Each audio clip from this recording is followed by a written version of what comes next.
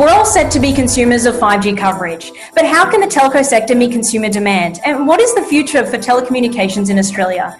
Leading from the front edge, here on the show for Tomorrow's Tech is Ketan Panchal, the Director of Communications, Media and Entertainment for Tech Mahindra. Welcome on the show, Ketan, and I understand you're based in Melbourne, Australia. Thank you. Yes, that's right, Sam. Thank you very much for having me. How do you see the Australian telco sector is adapting and innovating their product offering for Australian and New Zealand consumers? So all three major telcos in Australia, they have launched their 5G offerings, but they have launched it with a slight difference in positioning. So if you look at Telstra, they have the widest network in Australia, and they have hence covered almost half of Australian population with 5G. Now they want to maintain their premium product offering, right? Optus, on the other hand, have taken a fixed wireless route. And what they're doing is they're offering 5G modems for homes and providing minimum speed guarantee. Vodafone, or TPG now as it's called, has also launched 5G, and their commitment to market is to not charge anything extra. So as you can see, all three telcos are currently focused on speed in general, right? So over the next couple of years, their offerings are going to mature, and they are actually going to come up with products around low latency and industrial IoT. So if you continue to build on their own strategy, and if you think about their market positioning, here is an example set of offerings that they can consider.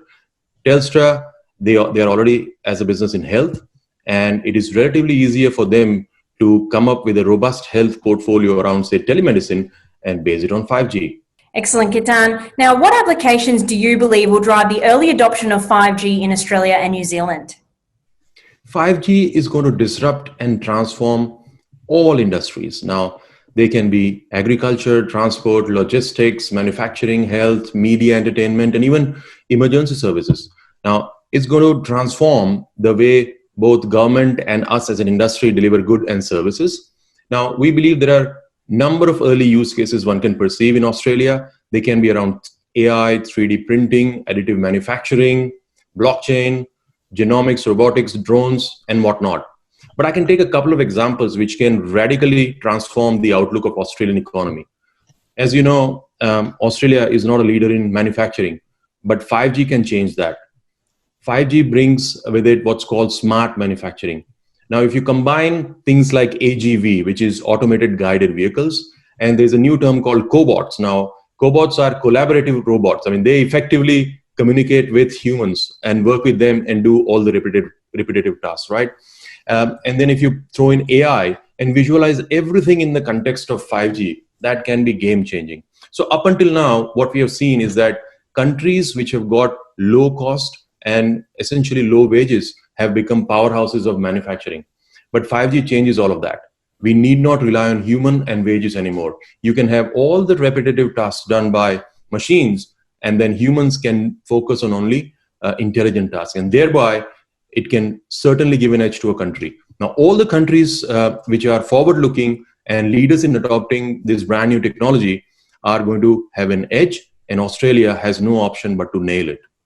Some really interesting points you make there, Ketan. Thank you. And if you look at the second example, and it's a well-renowned example, it's around autonomous cars. There is a technology called V2X, and that essentially means vehicle to vehicle, vehicle to infrastructure, and vehicle to humans. Now, Australia, as you know, has got this world-class transport infrastructure. Now, we are one of those countries with low population and such an infrastructure. We can be a model country for the rest of the world to come up with autonomous cars and self-driving vehicles, for example. And all of this can be based on V2X, which is quite possible in 5G. So as you can see, if you look at Australia, I mean, the opportunity is immense.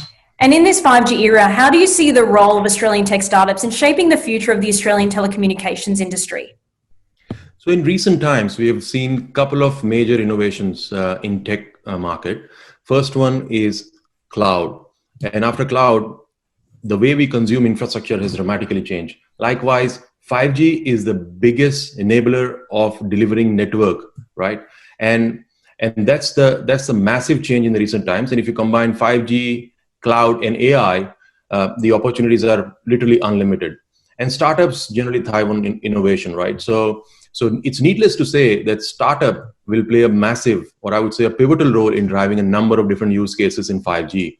But it's not all that easy. Our mortality rate of startups in Australia is one of the highest in the world. So what we need to do is government and industry needs to provide enough and more funding mechanisms for the startup ecosystem to thrive. Now, with whatever support that was available until now, we have seen companies like Atlassian, Canva, Afterpay and all, they have not only become big startups or big companies in Australia, they are worldwide success stories. Now, imagine what's possible with the help of government and industry support. Now, if you look at the 5G technologies, and if you look at continents like, say, Europe or countries like China, America, and now even India, they are actually developing their own 5G technology, homegrown 5G. Now, why can't we do the same and provide our own telecommunication providers a leg up against the competition? So there are a number of things that are supposed to happen going forward, but tech startups are right at the heart of this whole industrial revolution. Absolutely. Thank you for joining us on Tomorrow's Tech, Ketan, and providing your perspective. Thank you very much, Sam, and I greatly appreciate all the help. Thank you. And to our global audience joining us virtually, let us know in the comments below what opportunities you see in the Australian telecommunications sector. And join in the weekly conversation across our Tomorrow's Tech LinkedIn, Facebook and Instagram. Thanks for joining and see you next Wednesday on Tomorrow's Tech.